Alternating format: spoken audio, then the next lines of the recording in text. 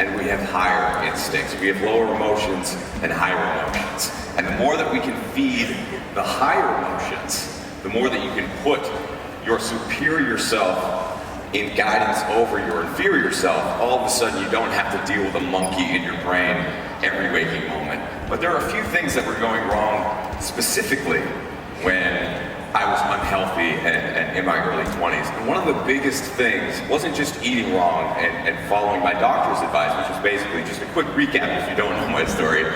I've always been a runner and loved it, but I thought I had to keep running a ton not to get fat based on family history and that sort of thing. And when I went into the doctor's office, the first time I had great insurance, I really wanted to use it to make sure that we could nip all the family problems in the bud. Things like thyroid issues, gaining weight as you age, high blood pressure, high triglycerides, a lot of problems that you're very familiar with. But actually, when I started following the best advice I could find from one of the best doctors in DC, over the course of that year, I wound up on a half dozen different prescription medications, 30 pounds overweight at least, and developed thyroid problems, kidney stones, acid reflux, and all these other things, despite the fact that I was still running 30 to 50 miles a week. Now, when you start applying the right advice and you follow physiology and some of the science behind ancestral health, you can get one step ahead. You can start working with your body, not fighting it. So that's what I'm going to be talking about a little bit today. And this talk is all about rewilding your habits one step at a time. And it's mostly based on a philosophy of how to live. So for the past, I'll start with this. A few years ago, we were in Austin and had achieved the American dream. And so I went from that to having a house and a nice car and all this stuff, and I was with Allison, my lovely wife, and we were sitting on the couch and we realized that we were really comfortable and bored. We had everything that we wanted. Everything should have been really cool because the American dream was all checked off. But sometimes the American dream can be a nightmare. And there are a few ways around that. So what we decided to do is basically donate everything that we had. I sold the house and sold everything else that we had, all the cars and stuff that was clogging our minds up and kind of clogging up our emotions and spirit. And we decided to travel the world, and we went to, in the past 2 years, 47 different states, 20 national parks, over 20 countries.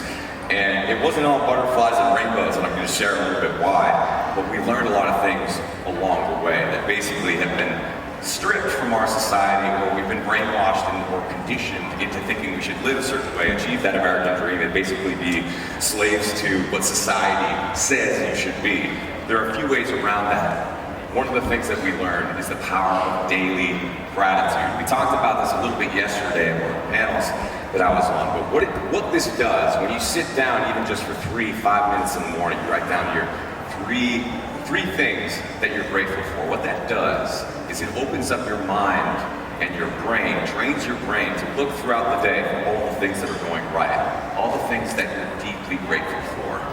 And I'll tell you what, when you spend 2 weeks dry camping in the middle of nowhere in Utah, and you don't have running water, and you get used to that, the first time you go into one of those stinky truck stop bathrooms is one of the best experiences of your life. Also, I stand by it today. I used to lead trips when I was an undergrad at Dartmouth. I led incoming freshmen and some of the other people who are city slickers out in the woods, and we teach them how to poop in the woods and live there. And it was a wonderful experience, but mostly because you start to see the power of turning down the signal-to-noise ratio, essentially. And the best meal I've ever had to this day was a dehydrated bean burrito in the middle of the woods after not getting any real food for days. And so there are ways to make your inner Abe very happy. And one of the ways you can do that is by dumping all your stuff. And that's not just physical stuff, but some of the mental baggage that you might be carrying around as well. So let's dig into that a little bit. We're conditioned not to live below our means, right? When you look at the way that most people are living today, especially in America, it doesn't matter even how much money you're making. If you're making very little money, usually basically you're living paycheck to paycheck. If you're making more money, especially middle class, you're usually up to your eyeballs in debt and appear to have a lot of things, but in order to keep those things going, you have to be in a ton of debt and keep a job that you don't like. There is a way out, I promise. And so one of the ways that we did that, you may have noticed that I took some time away from my podcast in order to write my book. And I wanted to be fully present in that experience and do it while we were traveling so that we'd absorb all the philosophy about how to eat and live in a place that has very little, like when we were in Indonesia or in Brazil. What people bring to the table is so heartfelt because they are literally grateful and pray over every grain of rice that they eat. And when you eat that way, you don't really have to worry about rice making you fat. There's something magical that happens there. Another thing that they do, so they live below their means, but in the world at large, that's something that we can learn from, we can apply to our lives as well. It's also really important to recalibrate your stress. How many people get stressed out in traffic? Or how many people are currently stressed out by how many emails are in their inbox? Despite the fact that emails don't technically exist in real life. These are entirely invented stressors, and they're stressing us non-stop. But there's nothing like getting punched in the face that will snap you back to reality and make you realize what actual stress is. So one of the things that I did is, especially when I was living in Austin before, I would go to Krav Maga, which is a type of self-defense where you do get punched in the face repeatedly, and it does that magical thing, but there are other ways you can do it too. A couple of weeks ago, I was in Arizona at a conference, and one of my best friends, Pedro Jojai and Dr. Alan Christensen, they're just like, hey, do you want to hike that mountain and climb up to the top? And I'm like, yeah, that sounds great. The next day they came up and it's just like, oh yeah, it's going to require waking up at 4 a.m. Is that all right? And I'm like, ugh. Because we have a whole conference to go to after that, and you know how tiring it can be, how much energy it can take. But I'll tell you what, after I woke up before 4 a.m. that morning, and we climbed up Camelback Mountain, and then we scaled to the top of it, rock climbing, literally hanging from cliffs, could have easily fallen to our deaths multiple times before other people had eaten breakfast. By the time you walk into that conference, you're full of a lot of energy that you wouldn't otherwise have. And I'll tell you what, you don't get stressed out in traffic anymore if you've been dangling up a cliff before that. So there are certain things that you can do to recalibrate your stress that are totally primal, that get us back to our roots, and going for adventures in nature is one of the best ways you can ever do that. Another thing, I talked about this a little bit yesterday, I consider comfort the enemy of success. And so comfort is one of these squishy things that sounds like it's really good, but when you unplug too much, when you put your feet up on the beach, when you take that super long vacation and you stop working hard, all of a sudden you don't really understand what life is about anymore. How are you serving the world? What is your meaning? What is your purpose? If you're working a job where you're just kind of coasting along and you're doing the minimum amount to get by, as most people are, it's important to get out of that and challenge yourself on purpose and do those hard things, dangle from a cliff safely, of course, get punched in the face safely as well. Do whatever brings you back in touch with the instincts that matter, as opposed to the emails and the notifications and the text messages and the bleeping and blooping and all these various apps and social media's accounts that are stressing you out. Those don't really exist. And I think it was during the Paleo Effects Entrepreneur event, which is great, by the way, so definitely come next year, that someone mentioned, when I get attacked online, it really bums me out. And all of us, we get bad emails, we get bad text messages, phone messages, whatever. But that's all new. And he said that he didn't realize how unimportant that was until he stepped outside and realized that no one's throwing stones at him. It doesn't exist in real life. And so if you train yourself with your habits to understand that, all of a sudden those tiny little things like being stuck in traffic and not having an inbox that's packed up with all of these messages from people you don't know who are desperate for your attention, all of a sudden the noise goes down a little bit and you can start creating. This piece, practicing delayed gratification, is one of the most critical pieces of success in life, and it's something we used to do a lot of. before we ate a steak back in the day, can you imagine what it would take to run down one of those giant beasts on foot with a spear and then bring it back to your truck, cook it all up, skin it, do all the things that you need to do in order to eat it? You look at your steak in a fundamentally different way. And in America, we're trained to think that there are steak trees and there are steak manufacturing plants.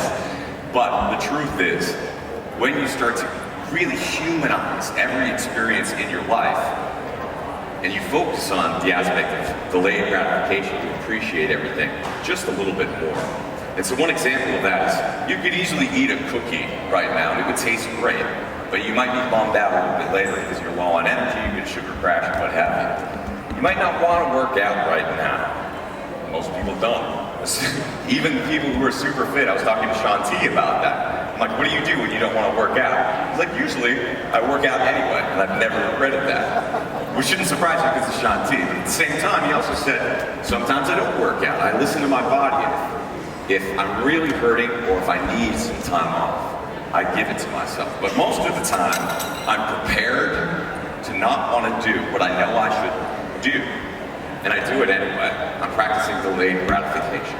And so when you can start acting in the best interest of your future self as opposed to your present self, your life will change completely. And you have to basically shake the city off, shake culture and society off to practice this every day. That requires being a bit of a rebel. And it's pretty nice to be the weirdest person in the room, because you can get away with a lot more. You might get a lot of people ribbing you at the beginning, and I'm sure a lot of you have already been through that. Maybe some people are dealing with it. If you just hopped on the bandwagon and started eating and living this way, you might be going through that right now. It's challenging, but trust me, once you accept the identity of being the weird, wonky one, life gets a lot easier. Another thing you can do to basically shake that city off, get away from conventional wisdom, the way that everyone else is living their lives, which is sad, depressed, and what have you. It's a sad state of affairs, especially in America these days. We have more than ever, and we're more bummed out than ever. So one of the ways that you can beat that is by engaging your right brain. One of the ways that I like to do it pretty much every day is by playing music. That's something that I learned when I was a teenager. Someone really close to me died, and I couldn't process my emotions. It was something that was extremely difficult for me to deal with until I played guitar with Jimi Hendrix and Stevie Ray Vaughan until I collapsed in just a lump of tears and let go. So if you can find that outlet, it could be drawing, dance, all these things are deeply paleo, primal, wild, whatever you want to call it, and they will change your life if you do it. I'm almost out of time, so I'm just going to power through a couple more. Make a bucket list and cross it off. If you don't know, if you want a house and a car and the American dream, know that once you get it, you will not be satisfied. Actually, it's a lot better to sell all that stuff and travel if you can, or more on these challenging adventures. We lived in a 300 square foot trailer for almost 2 years, and now we're in a small condo back in Austin, less than 1,000 square feet.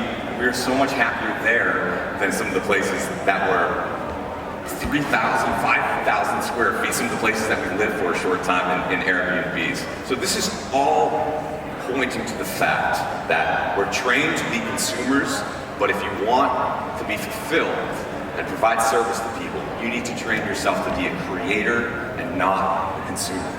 So I'm just about out of time, but I want to let you know that at 11 o'clock right following this, I'm happy to answer any questions that you might have. I'm doing a book signing for The Wild Diet over by the book, so come hang out. Thank you so much for coming, and I'll chat with you guys soon.